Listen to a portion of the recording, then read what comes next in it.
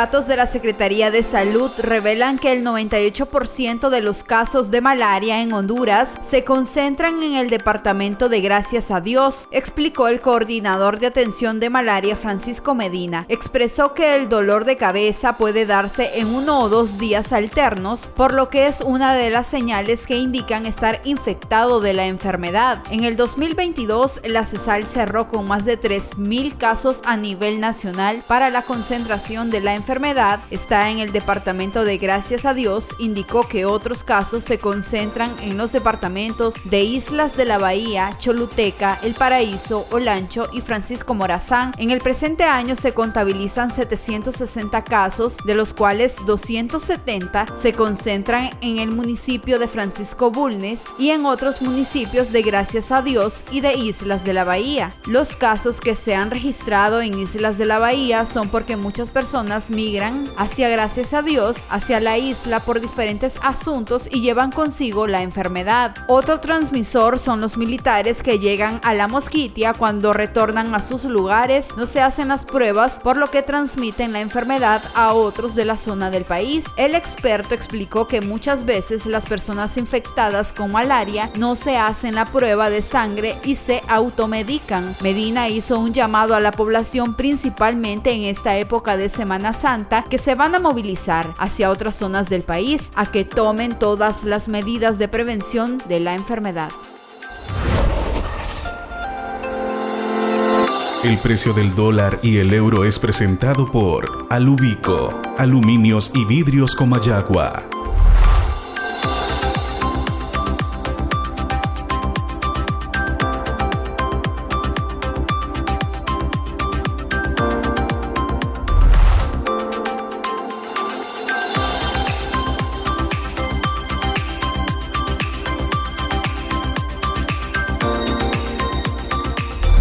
El precio del dólar y el euro fue presentado por Alubico, aluminios y vidrios Comayagua.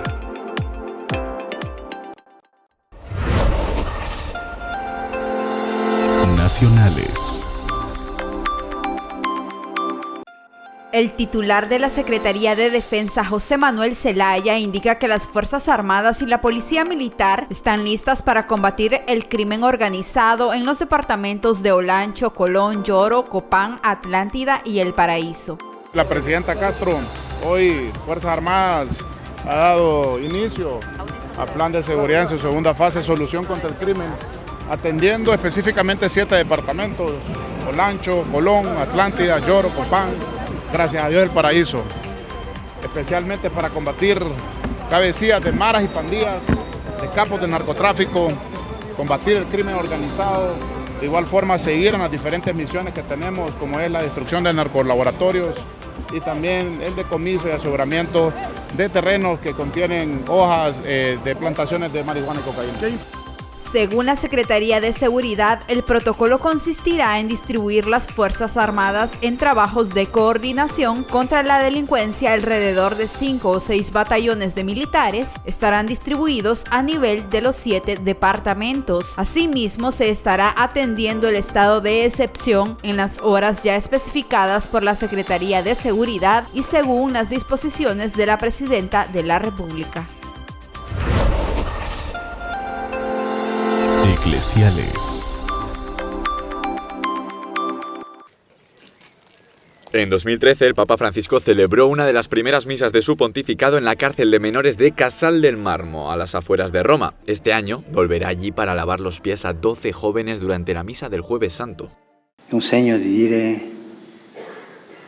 io non giudico nessuno, io cerco di servire tutti. C'è uno che giudica, ma è un giudice un po' strano, il Signore. Giudica e perdona.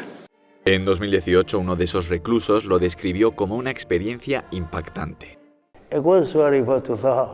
Cuando llegué le dije a mi compañero de al lado: ¿pero nos tenemos que lavar nosotros o el Papa?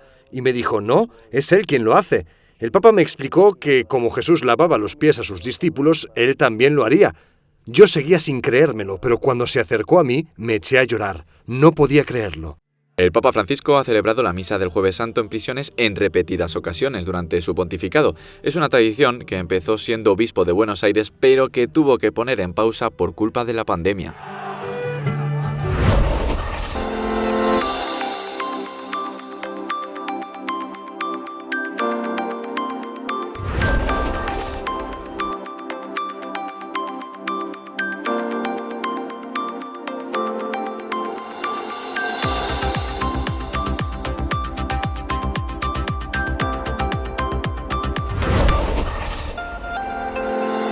Internacionales.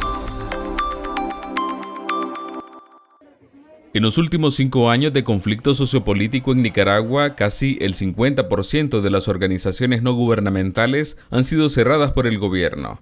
La Fundación del Río, un importante organismo que también fue ilegalizado, se ha encargado de estudiar las consecuencias del cierre de estas instituciones. Hasta el día de hoy hay más de 3.364 organizaciones que han sido canceladas en Nicaragua. Antes de 2018 había más de 7.200 organizaciones y a la fecha de hoy se han cancelado prácticamente la mitad.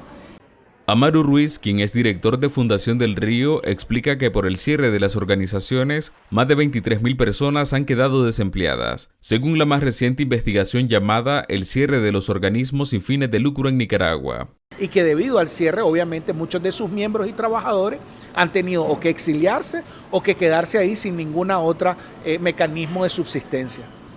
Uno de los más de 3.000 organismos cerrados fue el programa feminista La Corriente, que dirige la socióloga María Teresa Blandón. Mi organización se ocupaba de procesos de educación, de investigación, realizábamos periódicamente campañas de sensibilización.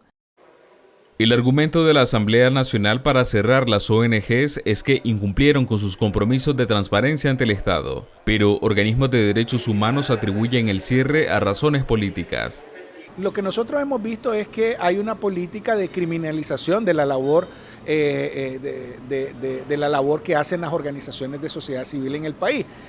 El informe de Fundación del Río revela que de las más de 3.000 organizaciones ilegalizadas, más de 300 son instituciones internacionales que se dedicaban a la cooperación para el desarrollo. Cortos informativos.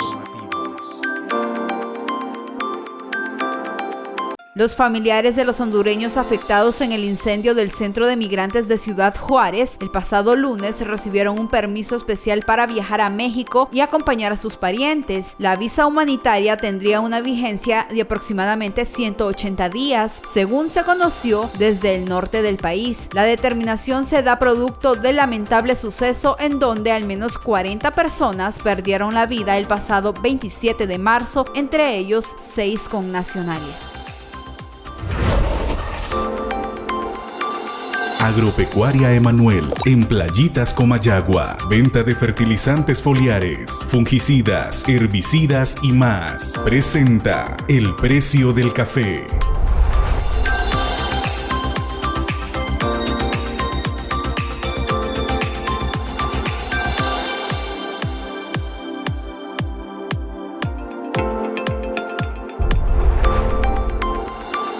Agropecuaria Emanuel, en Playitas, Comayagua. Venta de fertilizantes foliares, fungicidas, herbicidas y más. Presentó El Precio del Café.